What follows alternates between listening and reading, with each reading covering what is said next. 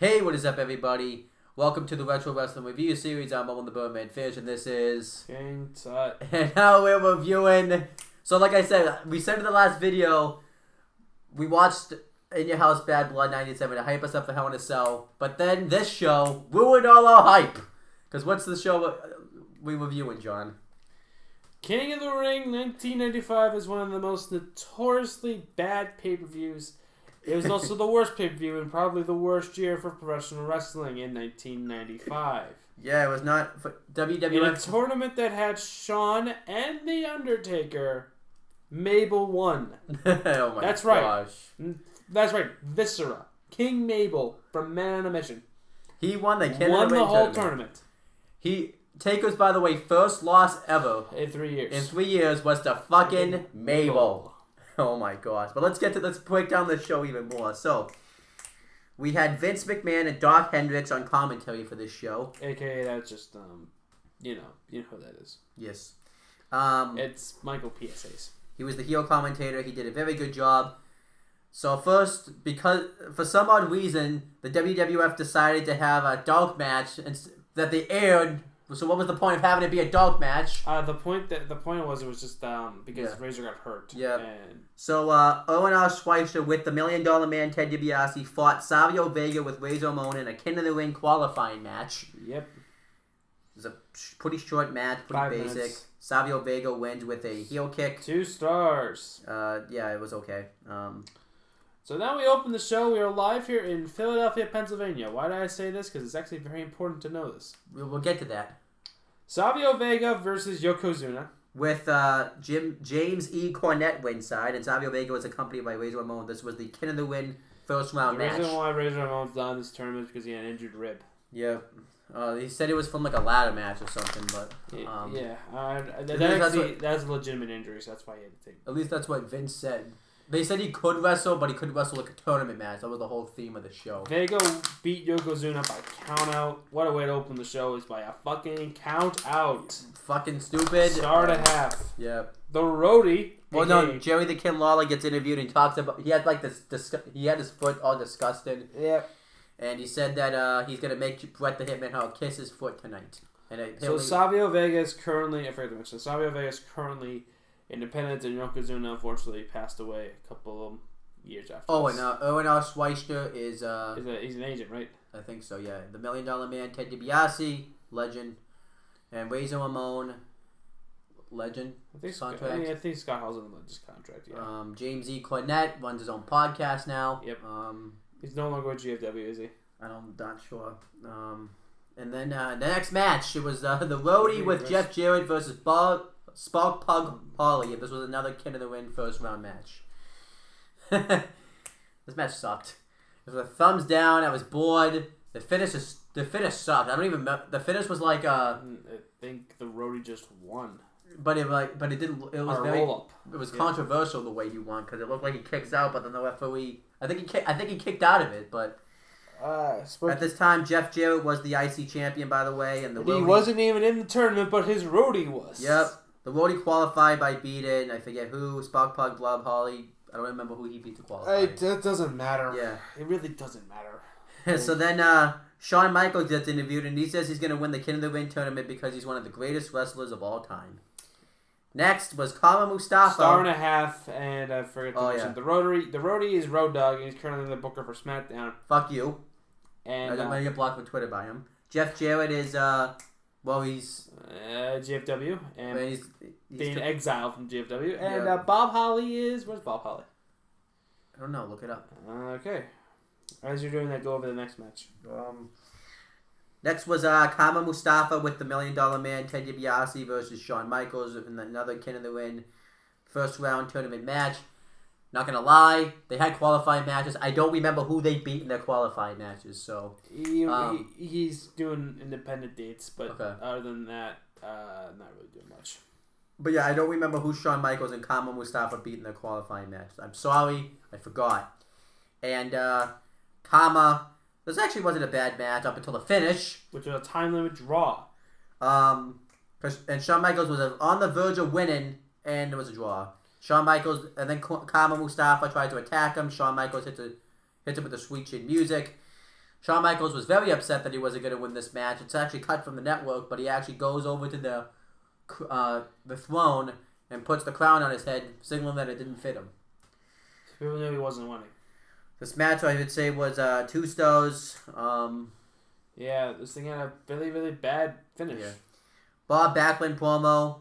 It was a crazy Bob Backlund promo talking about how he wants to run for Michaels president. is retired and Kama Mustafa is the Godfather. And we already said what Ted DiBiase is. Mabel with Mo versus The Undertaker with Paul Bearer in another King of the Ring first round tournament match.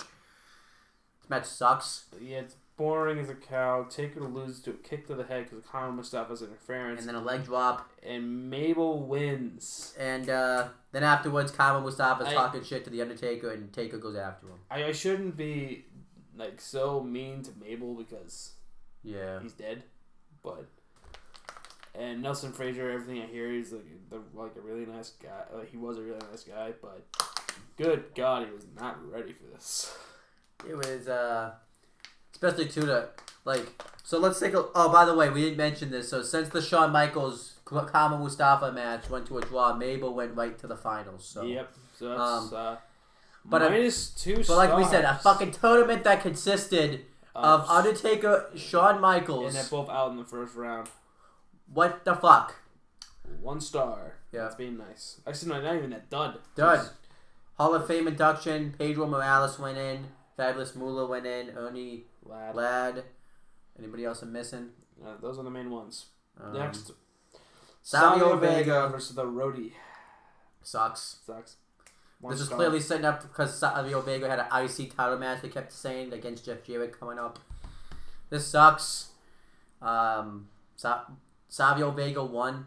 I don't remember how he won. I believe by a roll-up. Wow. I think. So the fucking finals of this tournament was fucking Savio Vega versus Mabel. What the fuck? We'll get to that in a second. Oh, and then afterwards, Carlos Cabrera tries to interview Savio Vega and Doc. Hayes. Hayes is because of just. I know his name is supposed to be like Doc or something like that. No, it's Michael Hayes. Okay. I was just Michael Hayes. And he goes up and pretty much translates that he's gonna lose because he's a heel commentator. So then Jerry Lawler versus Bret Hart. Bret Hart's backstage and he cut the promo talking about how he wants to embarrass Jerry Lawler tonight. So it was a kiss my foot match. This is the best match on this show. It's actually a good match. 3 stars. It's fine, but the main problem I have with this is first off, this whole storyline between Bret Hart and Jerry Lawler, I was like, what the hell? Didn't this last like 2 years or something? Yeah, that's like 2 years. So the final big payoff of this whole thing. And they were hoping to God that this would actually sell the paper because they didn't have any title matches on here. Spoiler alert for the main event. It's not a title match. Bret Hart went from being the WWF champion to fucking feuding with Jerry Lawler. No, we're not trying to trash Lawler. He's a good talent and stuff. No, but Jerry Lawler at this time was an announcer and 40. Yeah. Actually, if anyone should have been in the tournament, it should have been Bret Hart. Bret Hart, who actually won the tournament 2 years prior. He was a 2-time King of the Ring winner, right? Dumb. 3 stars though. This match is fine. Yep. And Bret won, and he had Lawler kiss his foot and kiss his own, and had Lawler kiss his own. Then foot later on, Lawler's throwing up all over the place. Yeah, like he's just absolutely disgusted. But you know what? This match was good, and they had the right type of heat, right stuff. So. Yeah, Mabel and Savio Vega. Well, Lawler, we said what Lawler was. Oh no, we didn't. There was a different video. Lawler is a part-time commentator now, and Bret Hart's retired. Yeah. Mabel and Savio Vega for them. Talk about what the best part of this match. King of the Ring final. So, and about halfway through, a bunch of fans are chanting ECW because this is in Philadelphia after all. And Vince was confused because there's actually some chants on this show. He says, "Listen to these rowdy fans!" And then they were chanting. And then he realized they're chanting for ECW, and he immediately changes the subject. This match was slow. It was boring. It was dull. It was bad. Mabel wins with a splash. We have -1 star, and he won with a freaking ultimate splash. Yep. Then afterwards, they beat up Razor Ramon. Then they beat up. I don't know what he was. I think he was the 1-2-3 kid then. Sean Woolman. Then they go up and Mabel has this big celebration. Fans are throwing trash. They're booing loudly. Razor Savio Vega and the 1-2-3 Kid try to rush to attack him, but the refs won't let him. So nobody liked this. Yeah. Nobody did. Except Mo. Except Mo. He liked it. Except and Vince. -1, maybe -2 at this point. -2 stars. This match was terrible. This may be the worst match on the show. Main event: Diesel, Bam Bam Bigelow, Tatanka, and Sid. Well, first, Psycho Sid, the $1 Million Man, Ted DiBiase, and Tatanka have an interview. Basically explaining the injury that Diesel had. And then later on, Diesel and Big Boss Man. We're going to beat you. You mean Bam Bam. We're going to beat you tonight. So, Diesel and Bam Bam versus Tatanka and Psycho Sid. Diesel gets hurt early in this match. They go up with his injured elbow. Nobody liked him. Nobody liked Diesel. Diesel was pretty much what a certain Samoan superstar is now.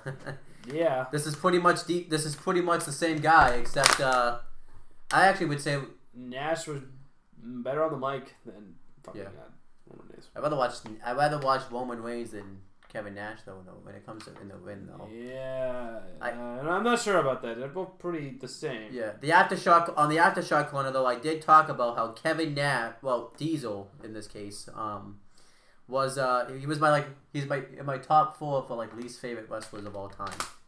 Yeah, okay, so let's wrap this up. So Diesel, Bam Bam won. Okay, in a match that no one gave a shit. Mm-hmm. It's just a single star.